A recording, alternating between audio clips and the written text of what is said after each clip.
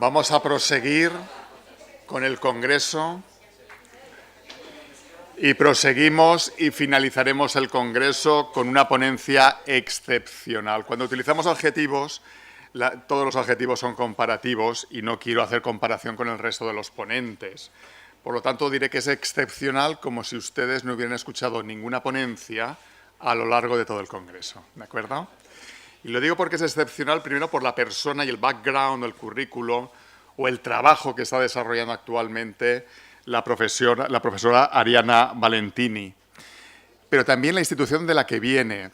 Tenemos como gran partner de este congreso, como gran socio, primero la sede que es la Universidad Católica de Valencia y nuestro gran socio ya por segundo año, que es la Organización de Estados Iberoamericanos. Hoy tenemos una ponente que viene de la UNESCO.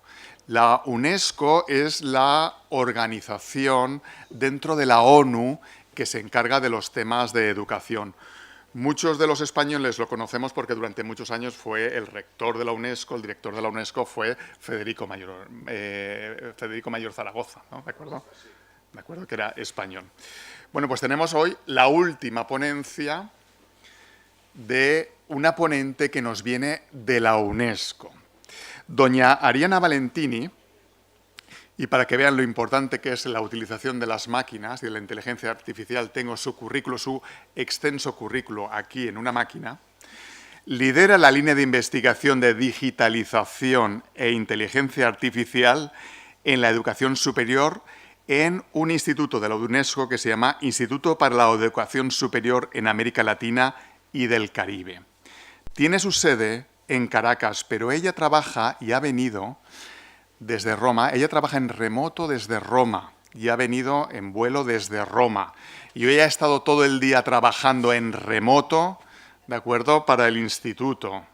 Lo digo que en las nuevas tecnologías también muchas veces nos esclavizan en el trabajo, ¿no? En este sentido, ¿no? No está de vacaciones. Hoy ha trabajado y ahora nos va a exponer su ponencia. A ver lo que me dice la máquina. Es politóloga de formación y tiene un doble máster en políticas educativas para el desarrollo global otorgado por la Universidad Autónoma de Barcelona y la Universidad de Bremen, en Alemania. Cuenta con más de 10 años de experiencia manejando, que es una palabra que se utiliza en Latinoamérica, es decir, dirigiendo proyectos educativos y de innovación social focalizados en transiciones educativas y en desigualdad, ¿vale? Les invito a que presten atención a doña Arianna Valentini, analista senior de políticas de investigación y prospectiva de la UNESCO. Doña Arianna. Muchas gracias. Gracias por la presentación, gracias por la invitación. No sé si puedo pedir que pongan la... Ahí está, justo. Gracias a Detrás de Bambalinas por poner la presentación. Y bueno, como comentaba aquí mi colega, yo vengo en representación de IESALC, que es el Instituto para la Educación Superior de América Latina y el Caribe de UNESCO. Entonces, básicamente nosotros en el instituto nos enfocamos en todos los temas relacionados a la educación superior. Y lógicamente, en los últimos años se ha empezado a desarrollar una línea de investigación bastante importante relacionada a la inteligencia artificial y al proceso de transformación digital de las instituciones de educación superior, no solamente en América Latina, pero más a nivel global. Y hoy día vamos a hablar justamente de este tema. He tenido chance de escuchar a la mesa redonda que estuvo hace un momento y también al doctor López, si mal no recuerdo, que expuso al iniciar el día. Entonces, hay algunas cosas que en mi presentación se repiten y voy a tratar de saltármelas en la medida de lo posible para poder enfocarnos en cosas que todavía no han escuchado hoy. Pero para empezar, quería transmitirles que para la UNESCO, y esto es bastante importante, no hay una definición universalmente aceptada de la inteligencia artificial, justamente porque es una tecnología que cambia tan rápido que necesita una definición bastante flexible que pueda incorporar todos esos cambios, ¿vale? Y esto es muy importante. Y podemos, en grandes líneas, separarla en dos formas. Por un lado, tenemos la inteligencia artificial predictiva, que utiliza algoritmos estadísticos para, como dice la misma palabra, predecir. Y por otro lado, tenemos la inteligencia artificial generativa, que utiliza métodos avanzados de aprendizaje profundo para generar, ¿no? Como también lo dice su título. Y en la educación superior, en realidad, la inteligencia artificial predictiva se viene usando hace ya bastante tiempo. No es algo de los últimos 2 años, como en cambio es la inteligencia artificial generativa, que, irrumpió en el mercado hace más o menos 2 años, cuando ChatGPT salió al mercado y todos nosotros pudimos utilizar esta tecnología de forma más rápida.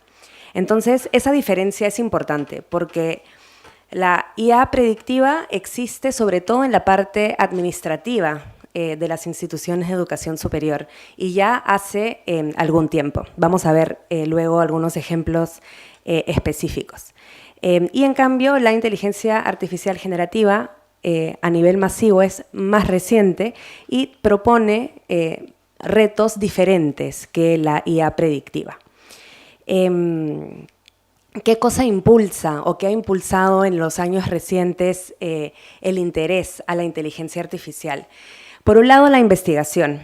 Se ha invertido muchísimo dinero para investigar temas relacionados a la inteligencia artificial. Por otro lado, toda la parte de infraestructura. Hay algoritmos que tienen más poder, digamos, ahora, y hay un aumento exponencial en la potencia de las computadoras que tenemos a disposición. Y esto hace que la inteligencia artificial sea posible, ¿no? El concepto de inteligencia artificial realmente, digamos, en teoría, en papel, es de los años 50, si mal no recuerdo. Pero es ahora que tenemos, digamos, la potencia computacional para poder desarrollarla también prácticamente. Y también la inversión. Y acá me gustaría detenerme un momento porque se ha mencionado un poco en la mesa redonda, y es que hay muchísima inversión privada en temas de inteligencia artificial, ¿no? De hecho, la inversión privada es la que lleva la delantera en temas de I+I+D. Ahora, claro, hay algunos gobiernos que están también haciendo diferentes inversiones, y si no son gobiernos de estados únicos, son, por ejemplo, la Unión Europea o como pueden ser los diferentes organismos regionales, pero de todas maneras queda en las manos de los privados el tema de la inversión y la investigación en inteligencia artificial. Y esto presenta diferentes retos que vamos a ver a más profundidad más adelante. Esto lo mencionaron también brevemente esta mañana, entonces no me voy a enfocar mucho en esto, pero solo para decir que uno de los usos más comunes de la inteligencia artificial en la educación superior, en la parte formativa, se refiere al aprendizaje personalizado, ¿no? Que potencialmente puede desarrollar procesos formativos diferenciados según el nivel de cada estudiante, y esto a su vez puede también aumentar la retención de conocimientos del estudiante en sí, ¿vale? Donde más se aplica es en sistemas de tutoría inteligente que han existido sin inteligencia artificial también hace mucho, pero que ahora pueden estar potenciados por esta tecnología. Y nuevamente estos ITS permiten rutas de aprendizaje personalizados, le proporcionan al profesor una capacidad de monitoreo de los estudiantes en tiempo real y para justamente poder brindar una asistencia personalizada cuando es necesario.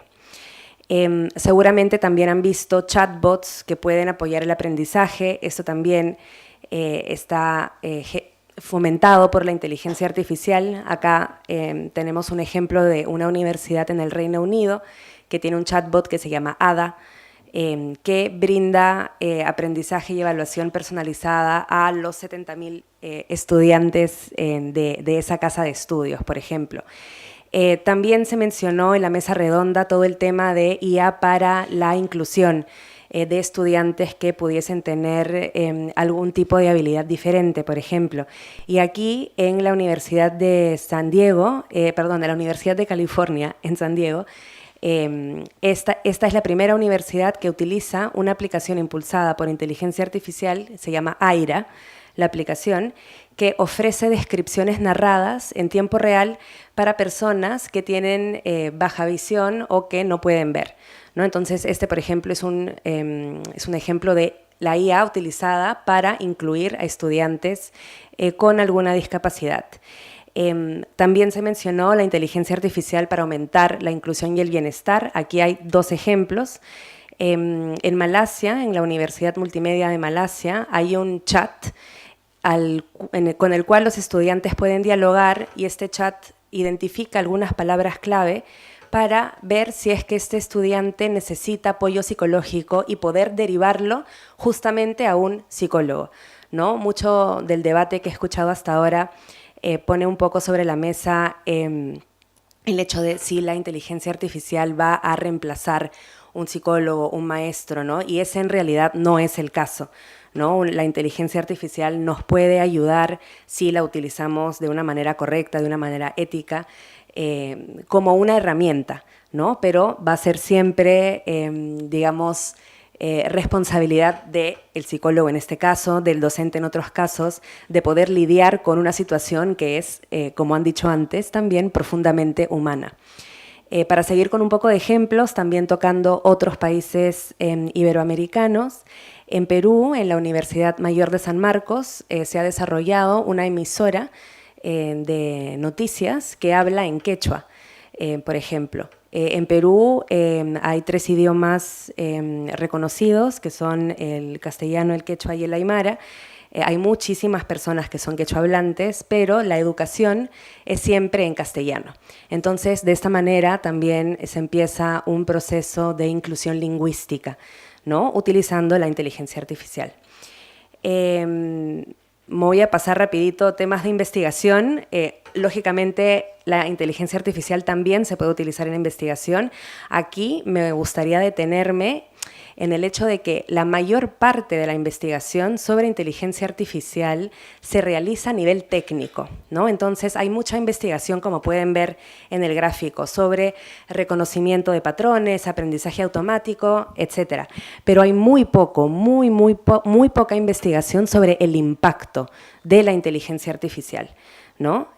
Así como todavía estamos, al menos en temas de inteligencia artificial generativa, en una adopción temprana, falta mucha investigación sobre el impacto de la inteligencia artificial. Falta mucha investigación sobre temas éticos de la inteligencia artificial, ¿no? Por ejemplo, solo el 1.4% de los artículos sobre aplicaciones de inteligencia artificial en educación superior abordan temas éticos, y es muy poquito, en realidad. Y lo menciono también porque estamos en una universidad y una de las tareas, digamos, de las misiones de la universidad es hacer investigación, ¿no? Entonces hay que promover la investigación sobre el impacto, sobre la ética de la inteligencia artificial y no solamente sobre la parte más técnica de la tecnología. Bueno, este es un poco el proceso en el cual la inteligencia artificial podría ayudar a los investigadores, ¿no? Ya sea en el diseño de la investigación, en la recogida y análisis de datos y en la difusión de resultados. Obviamente, y acá siempre hay una nota, que especifica que, claro, que puede ayudar, pero no debería bajo ningún concepto reemplazar, ¿no?, a un ser humano.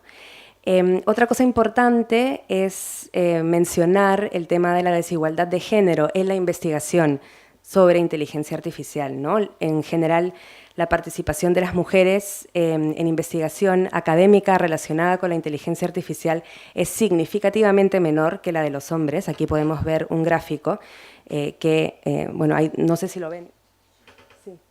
bueno, no sé si se leen los nombres de los países, pero cuando en la mesa redonda también se hablaba, ¿no?, de sesgo cognitivo, por ejemplo. Si tenemos un ambiente que está saturado, por así decirlo, de hombres o de hombres que vienen de un cierto contexto social, de una cierta cultura, es mucho más fácil que estas personas, sin querer ni siquiera, ¿no? No es que dicen, ah, bueno, yo voy a hacer esto a mi imagen y semejanza y lo hacen a propósito. Es algo muy inconsciente, pero finalmente queda plasmado en la tecnología, ¿no? Entonces, por eso es que las aplicaciones como ChatGPT tienen un sesgo de género, de sur y norte global, por ejemplo, de idioma, que es bastante fuerte. Nosotros en UNESCO, en la preparación de uno de los documentos, hicimos un experimento. Lo traigo a la mesa porque tiene que ver con filosofía, ¿no? Y le preguntamos a ChatGPT, pues, dame una lista de 10 filósofos, así, muy simple. Y la primera lista que ChatGPT nos dio fue una de 10 filósofos hombres del norte global, ¿no? No existían otros. Si tú luego le dices, bueno, dame una lista de 10 filósofos que no sean todos hombres y que no vengan todos del norte global, te pone a más personas en la mezcla, pero digamos que lo natural está sesgado, ¿no? Y por eso es tan importante, como se mencionaba también, desarrollar ciertas capacidades, entre ellas el pensamiento crítico. Volamos un poco por el tema de la inteligencia artificial y la administración. Sé que muchos de ustedes están estudiando para ser profesores, entonces también eventualmente tendrán que lidiar con la parte administrativa de la educación, me imagino.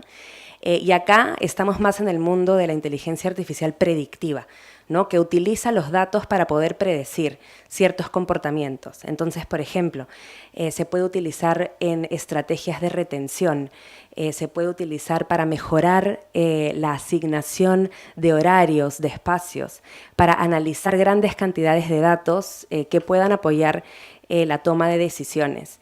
Y todo esto podría ayudar o mejorar la gobernanza institucional. Pero, ¿qué pasa? Pasa que para utilizar esto, utilizar la inteligencia artificial y en general cualquier tecnología de forma adecuada a nivel institucional, hace falta un cambio cultural de la misma organización, ¿no? El hecho de que yo use una tecnología en mi día a día no significa que estoy transformando digitalmente la institución en la cual trabajo o que estoy transformando digitalmente mi práctica. No es lo mismo de pasar a Zoom una clase que antes hacía cara a cara, ¿no?, utilizando un nuevo medio, pero no una nueva metodología. Y para esto, lógicamente, sirven personas y talento humano que estén capacitados para poder darle un sentido a estos datos a nivel institucional. Así que hay 3 ámbitos principales adentro de la institución que se ven afectados por el ingreso de la inteligencia artificial, y son los de integridad académica, ética de la investigación y transparencia y rendición de cuentas de la inteligencia artificial, ¿no? Porque todos nos convertimos en una serie de datos que pueden después ser utilizados por terceros, que pueden tener o no nuestro bienestar en mente. Entonces es muy importante que en estos procesos de transformación digital que incluyan la inteligencia artificial, la institución tenga políticas de transparencia hacia los docentes, hacia los estudiantes, ¿no? ¿Qué datos se recogen? ¿Por qué? ¿Y cómo se usan esos datos? Son preguntas que hay que hacerse y hay que hacerle también a la institución. Aquí otros ejemplos de chatbots, por ejemplo, que ayudan a la asistencia a los estudiantes, que pueden asistir 24 horas sobre 7 días a los estudiantes y redirigir preguntas tal vez más complicadas a personas que estén capacitadas para responderlas, ¿no? Pero ese es un ejemplo en una universidad en Perú que te puede responder en base a la información que tiene sobre ti, tu curso académico, a qué hora te toca la clase, en qué lugar de la universidad, cómo están los trámites que has hecho, etc. También aplicaciones para la asignación de becas. Se puede utilizar también aquí la inteligencia artificial. Hay algunos temas éticos, tal vez, porque los algoritmos no están programados para tener en cuenta costos inesperados o emergencias, ¿no? Son muy buenos para darte el número exacto que tú puedes darle a un estudiante, pero no tienen espacio para prever un imprevisto. Entonces hay también como cuidado en ese sentido. Había hablado antes del tema de retención. Aquí tenemos, no sé si todavía está en el aula el estudiante de Colombia, pero en la Universidad Javeriana de Cali se utiliza una herramienta de inteligencia artificial que logra identificar qué estudiantes están más a riesgo de poder abandonar los estudios. Y con esta información, los docentes administrativos o quienes sean responsables pueden tomar acción antes de que esto suceda, ¿no? Bueno, esto lo podemos saltar. Y aquí me paro a comentar un momento sobre dos iniciativas para poder integrar la inteligencia artificial éticamente en las políticas de las instituciones de educación superior. Tenemos, bueno, en América Latina el TEC de Monterrey, que fue de hecho una de las primeras universidades que publicó una orientación sobre el uso de ChatGPT, ¿no? Para profesores y estudiantes. Entonces, ¿cómo lo vamos a usar? ¿Qué se permite? ¿Qué no se permite? Lo puedo utilizar de una forma creativa para fomentar en mis estudiantes, por ejemplo, la capacidad crítica. Y en nuestra experiencia hay muchos docentes que lo usan así, ¿no? Le piden, por ejemplo, a los estudiantes con un prompt específico que le hagan una pregunta a ChatGPT y después juntos analizan cuáles son los errores de esa respuesta, ¿no? Entonces también se puede utilizar, digamos, creativamente en el desarrollo del pensamiento crítico. Y un poco hablando de desafíos clave, creo que se mencionaron antes los temas de sesgo, temas de inequidad, temas de privacidad de los datos. De hecho, el potencial de la inteligencia artificial es grande, pero grandes también son los riesgos de utilizar la inteligencia artificial.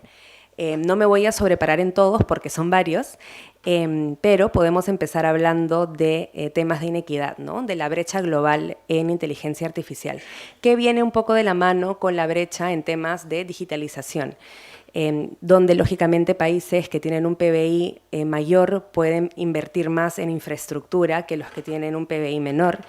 La infraestructura es uno de los factores habilitantes para que esta tecnología pueda funcionar, ¿no? Si la mitad de mi población no tiene acceso a Internet, va a ser una situación muy diferente a que si tengo al 99% de mis ciudadanos conectados, ¿no? Y esta no es una diferencia solamente entre norte y sur global, también adentro de cada país hay una diferencia entre instituciones públicas y privadas, porque hay una diferencia de recursos, y adentro de las instituciones hay una diferencia entre materias, ¿no? Porque son los estudiantes de materias STEM los que están más preparados para poder comprender todos los temas de inteligencia artificial. Y lo mismo pasa con los docentes. Este es un tema y vamos a pararnos a conversar sobre él en un ratito. Otro de los desafíos son de inclusión y diversidad. Esto ya lo mencionamos, como les decía, ¿no? Es un ambiente muy, muy particular. Pueden ver aquí los datos. En Estados Unidos, las inscripciones en los doctorados de inteligencia artificial, el 45.6 son estudiantes caucásicos, blancos. Solo el 2.4 son afroamericanos. Entonces, ahí hay una diferencia de raza, de cultura muy grande, ¿no? En Brasil pasan cosas similares, donde los estudiantes que eligen estudiar ciencia, tecnología, ingeniería o matemáticas vienen en su mayoría de contextos socioeconómicamente privilegiados, y en la India también. Entonces, digamos que esta es una tendencia global, ¿no? Lo que hace que las áreas STEM y por ende también todo lo que está relacionado a inteligencia artificial tenga una falta de inclusión, una falta de diversidad. Y por eso es tan importante poder fomentar justamente el acceso a personas que han estado tradicionalmente excluidas de estas materias, ¿no? Ya sean mujeres, ya sean personas de estatus socioeconómicos más bajos, personas no blancas, etcétera. Minorías lingüísticas, X. Y hay un tema súper importante que es el de la sostenibilidad, que me parece que no se habla lo suficiente, pero los sistemas de inteligencia artificial, mucho más allá de el sistema que los produce, digamos, ¿no? Entonces, toda la parte extractiva para efectivamente producir el hardware, la computadora, etcétera, que crean erosiones de suelos, contaminación del agua, contaminación del aire, etcétera. Mucho más allá de eso, utilizar, entonces preguntarle, ¿no?, a ChatGPT o a cualquier otra de estas aplicaciones, cualquier cosa tiene un impacto sobre el ambiente, porque entrenar estas inteligencias implica también tener supercomputadoras que manejan una cantidad de data gigante que cuando funcionan emanan calor. Entonces, por esto están en su mayoría abajo del agua. Entonces, calientan el agua, ¿no? En todo pues un ciclo que me parece que ya todos conocemos bastante bien. Hay muy pocas supercomputadoras que son ecoeficientes en el mundo. En Europa, si mal no recuerdo, la mayor parte de las supercomputadoras en el mundo están en China o en Estados Unidos. En Europa, la más importante está en Finlandia y es la quinta en el mundo. Y esa supercomputadora es ecoeficiente porque el calor que emana lo utilizan para calentar, o sea, para la calefacción de la pequeña ciudad que tiene al lado, digamos. Pero es un ejemplo muy único, ¿no? No es algo que pasa normalmente.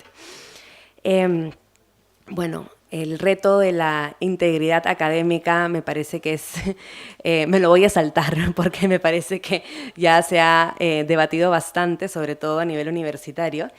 Y aquí llegamos un poco a la posición única de la educación superior, ¿no? Y me parece que en este espacio no es solamente la posición única de la educación superior, sino es la posición que tiene la educación superior para con los que van a ser maestros, entonces que van luego a volver a la educación en otros niveles, ¿no? Por un lado, bueno, las 3 misiones fundamentales de la educación superior, que son la formación, investigación y extensión, y de eso ya conversamos, pero sobre todo la educación superior prepara a los, no solamente futuros profesionales, sino también a los ciudadanos, ¿cierto?, de una sociedad democrática, quisiéramos esperar, quisiera pensar por muchos años más.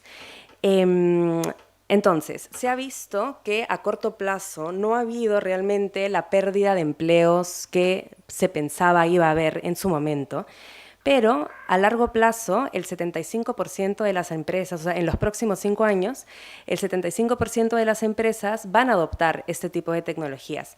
Y según el Fondo Monetario Internacional, esto va a cambiar un poco. El 60% de los puestos de trabajo van a verse afectados. Entonces, el reto principal es poder tener habilidades para poder enfrentar estos cambios. Ahora, ustedes que se están preparando para la docencia, y en este caso me estoy refiriendo específicamente a los estudiantes que veo aquí, pero también a todos aquellos estudiantes de magisterio que están conectados online, hay que tener muy presente que la inteligencia artificial va a estar integrada en nuestra vida cotidiana, ¿no? Para todas las áreas, no solamente en la universidad, no solamente para los que estudian ciencias, tecnologías, matemáticas, sino para todos, en la medicina, en la educación, en las humanidades, para todos. Entonces, es imprescindible poder capacitarnos, como ya también se ha dicho en las mesas redondas, en todas estas, para mí, mal llamadas habilidades blandas, ¿no?, que son las que fundamentalmente nos van a terminar diferenciando un poco de las habilidades más relacionadas a las máquinas, por así decirlo. Eso por un lado. Entonces, muchísimo pensamiento crítico, muchísima creatividad, ética para poder utilizar estas tecnologías, creatividad, inteligencia emocional, pero también es muy importante que todos tengamos una alfabetización en inteligencia artificial. O sea, mucho más allá de las personas que van a estudiar esto como su tema, ¿no? de bachiller o de maestría, que lógicamente van a tener competencias más profundas al respecto, más técnicas.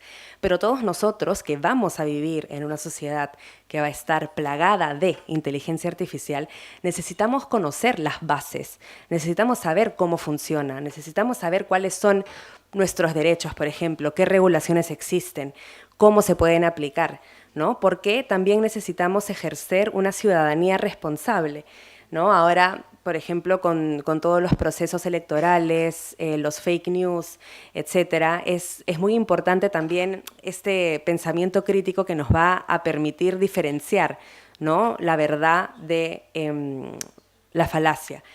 Y la alfabetización en inteligencia artificial es la comprensión generalizada del funcionamiento básico y de los beneficios potenciales y riesgos y desafíos de la inteligencia artificial. Entonces, no hay una pretensión de que todos nos volvamos programadores, de que todos seamos, digamos, ingenieros en ese sentido. No, pero sí hay una responsabilidad, me parece, en que todos sepamos qué es la inteligencia artificial, cómo funciona. ¿Cuál es la ética que hay detrás o que debería haber detrás? ¿Cuáles son los desafíos? Si la aplico, ¿cómo lo hago? ¿No? Y eso es, digamos, debería ser el común denominador para todos los estudiantes y para todos los docentes, que son finalmente los que van a formar a los estudiantes a nivel universitario, pero también, como ustedes, a nivel primario y secundario.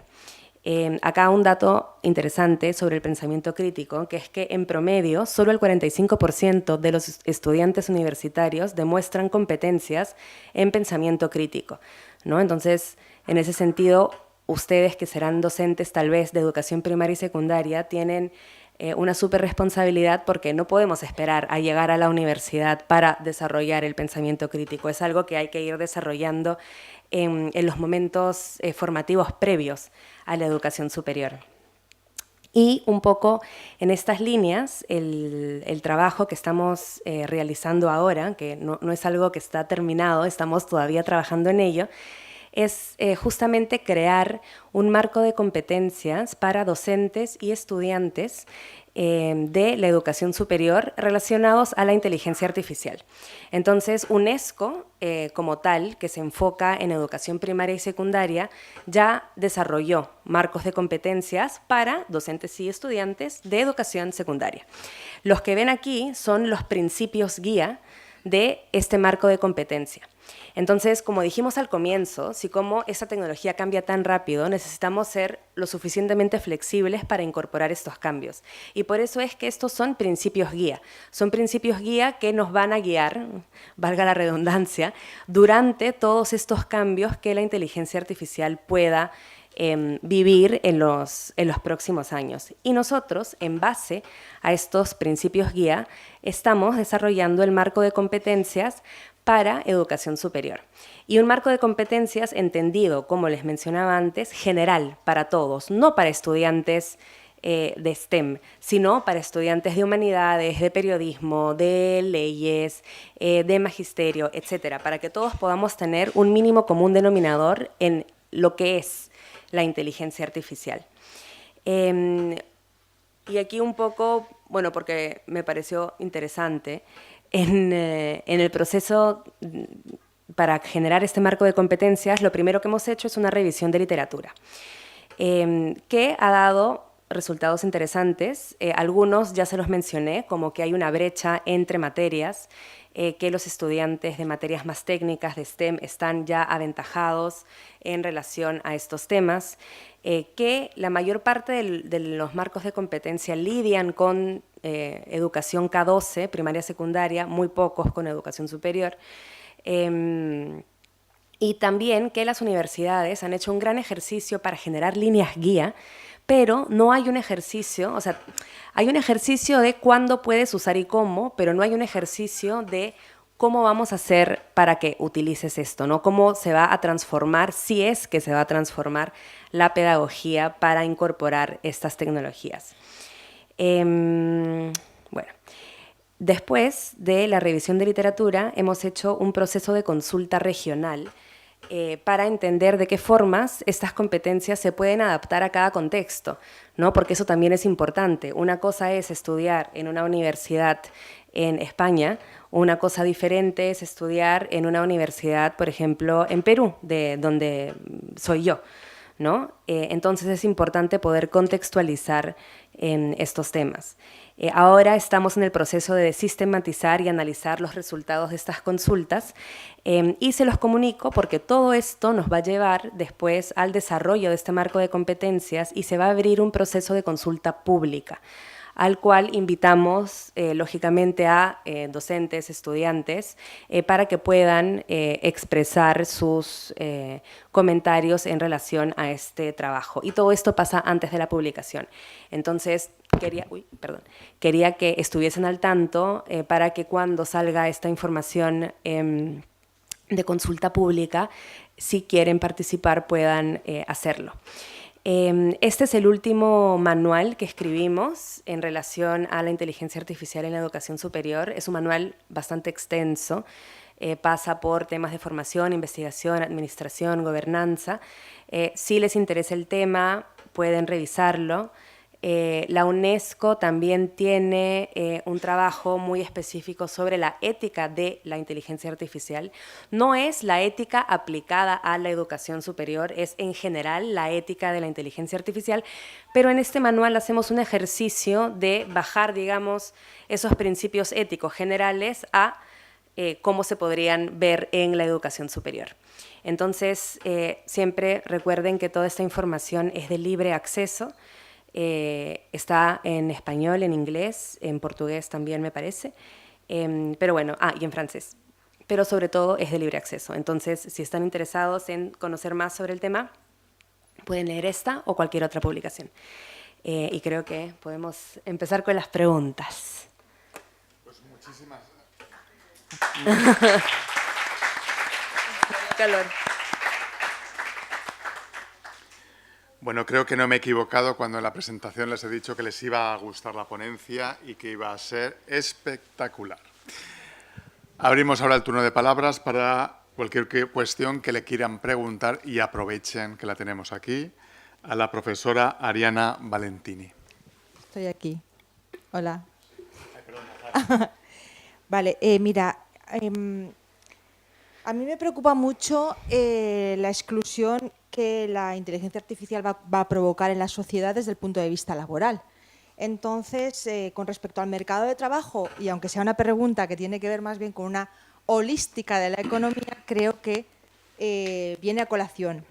La pregunta es, ¿crees que la inversión de fondos soberanos en inteligencia artificial es una solución intermedia? Porque final no hay ninguna solución todavía, pero como solución intermedia para controlar qué hacen los inversores privados y salvaguardar, obviamente, los datos y la experiencia de usuario de los ciudadanos, a la vez que esa solución sea a recuperar esa inversión, obviamente, o se invierten, recuperar la inversión que luego pueda revertir en la sociedad. ¿Crees que es eso una de las soluciones intermedias? Me parece una pregunta, gracias a ti, me parece una pregunta bastante compleja. No sé si tengo los elementos para poder responderla. Creo que en Europa, o los ciudadanos europeos estamos bastante privilegiados en relación a ciudadanos de otros países, porque justamente hay muchísimas leyes que protegen, ¿no? Como mencionaban también en la mesa redonda. Y en materia de políticas públicas que regulan la inteligencia artificial, digamos que hay como 3 grandes líneas. Las que son risk-based, basadas en el riesgo, que son las que sigue la Unión Europea, las que son basadas en la innovación, que son las que sigue Estados Unidos, por ejemplo, y China también, aunque China es un caso un poco aparte, y después tenemos las que son un poco y un poco, o sea, un poquito de aquí y un poquito de allá, y ahí encontramos, por ejemplo, el Reino Unido, ¿no? Pero la Unión Europea, y me parece que tú también citaste el GDPR, ya especificó, ¿no?, que para algunas situaciones de alto riesgo no se pueden utilizar, ¿no?, ciertas cosas de inteligencia artificial o los datos, ¿no? Por ejemplo, todo el campo médico. Todo el campo médico que es de alto riesgo, esos datos están súper sí, súper cuidados, súper resguardados. No sé si ustedes aquí tienen Instagram o Facebook. A mí, hace unos días me apareció una notificación diciendo que decidía pagar 7,99 € al mes para utilizar las aplicaciones de Facebook e Instagram sin que ellos utilicen mis datos, o si decidía seguir utilizándola gratis, iban a utilizar mis datos. Eso pasa solo en Europa. Eso no pasa en América Latina, eso no pasa en África, en Asia, en el Pacífico, no pasa. Entonces, sí, creo que en ese sentido somos bastante privilegiados. Bueno, después cada uno tiene su punto de vista, pero a mí personalmente me parece que tenemos bastante un privilegio en poder tener, digamos, esa salvaguardia. Sobre todo por lo que comentas, de que la mayoría de estas cosas están en manos privadas, que son for profit, y que finalmente no sabes qué van a hacer con tus datos. Pero me parece que a nivel de política pública, hasta el momento no hay mucho que se haya desarrollado. Y sinceramente no sé qué tanto se pueda priorizar, por ejemplo, un gasto público en este sentido, o sea, justificarlo en relación a otros. Me refería a los fondos soberanos, quiero decir, al patrimonio nacional. Sí, perdón, online. Comprendo lo que quieres decir, pero me refería más bien a la riqueza de cada país, igual que lo hacen los fondos soberanos noruegos, que están invirtiendo en Twitter de manera, bueno, antes X, antes Twitter, de manera que los beneficios de X son beneficios para Noruega también. ¿Me explico? Ah, ok. Como una inversión. Claro, una inversión económica ya que van a utilizar los datos de nuestros ciudadanos, sí, que al menos seamos inversores y parte interesada para poder controlar el uso que se haga de esos datos con independencia de la legislación vigente que existe ahora mismo, que insisto, creo que Europa en eso ha dado el mazo sobre la mesa y me parece muy buena idea. Me refería más bien a eso, a la inversión económica. No, la verdad es que no sabría cómo responder esa pregunta. O sea, me imagino, yo personalmente puedo decirte que podría en potencia ser una buena idea. Pero estás dando pan por... Bueno, igual estás permitiendo que usen los datos para tú tener un beneficio y después cuál va a ser la aplicación de beneficio dependerá de qué gobierno esté en el poder en ese momento. Entonces, también por ahí, bueno, creo que ninguna solución va a ser perfecta. Pero en este sentido, esa es mi opinión personal, la UNESCO no se ha pronunciado al respecto. ¿Hay alguna otra pregunta?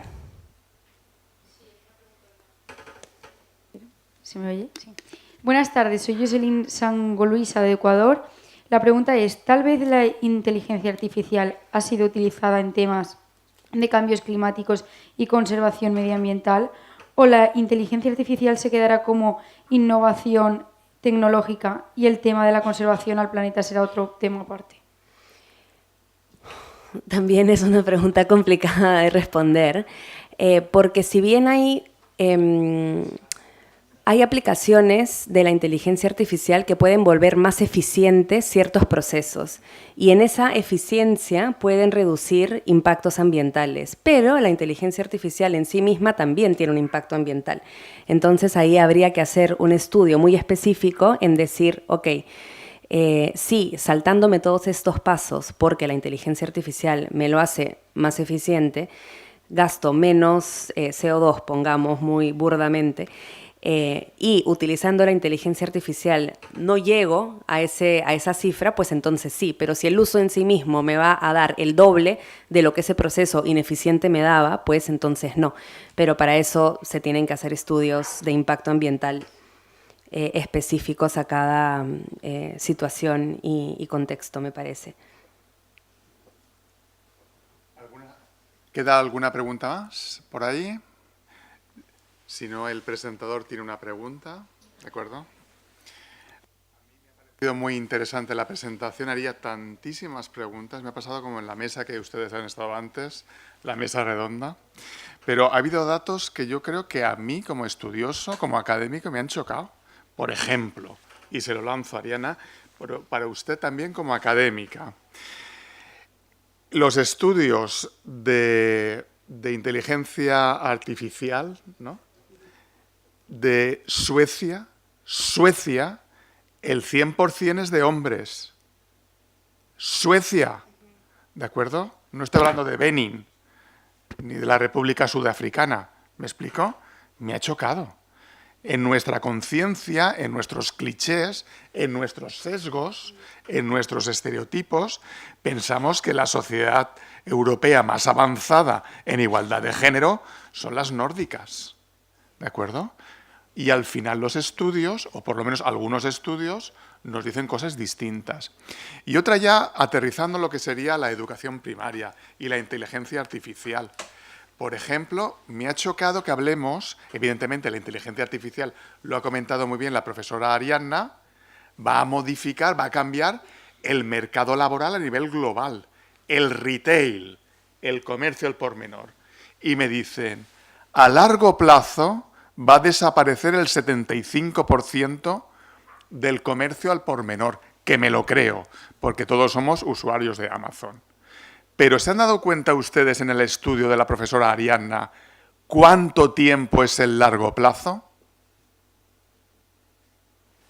5 años. Ya no le podemos preguntar a nuestros alumnos qué vas a ser de mayor, cariño, ni vamos a poder decirle a los papás que vengan a clase a explicar su profesión. Esto es un ejemplo práctico de cómo va a influir la inteligencia artificial en nuestros programas educativos, en nuestros currículos, en nuestras actividades cotidianas. Es un dato que yo se lo traslado a la profesora Ariadna por si quiere hacer algún comentario. Es que me he quedado alucinado que 5 años es el largo plazo. Digo, si 5 años es el largo plazo y empezamos infantil con 3 años, digo, yo ya no voy a hacer ya el juego de las profesiones. Que no venga el papá bombero a contarme nada. ¿De acuerdo? Igual, creo que acá 2 cosas. Uno, estas son siempre proyecciones y predicciones. Y que, bueno, predicciones con una base, ¿no? No vienen del aire, pero así como cuando salió ChatGPT, en ese momento se proyectó que iba a haber un cambio masivo en el mercado laboral en el corto plazo. En ese momento eso todavía no ha pasado. Y en ese momento se proyectó como que así fuese. Entonces, cabe que esta sea una proyección orientada más al cambio que no. Pero no hay forma de que lo sepamos por seguro hasta que pase. Eso por un lado. Y por otro lado, como decía también, no me acuerdo su nombre, pero el ponente que estaba online, ¿no?, que decía que su compañero había estudiado temas de tecnología y que después de 7 años habían aparecido trabajos a los cuales él podía acceder, pero que en ese momento no se veía como mucho futuro en eso. Entonces, me parece que por un lado van a haber trabajos que ni siquiera nos podemos imaginar, como cosas nuevas. Me parece también que va a haber un repunte de las humanidades, y creo que el doctor López estaría contento, porque es ahí, ¿no?, donde está la colaboración, el pensamiento crítico, todos los temas de ética, están en las humanidades. Entonces yo creo personalmente que va a haber un repunte de la filosofía, de la sociología, de la antropología, para poder, ¿sabes?, darle un marco humano a todo esto que se nos viene. Sí, eso. Pues un fuerte aplauso a la profesora Valentini. Gracias.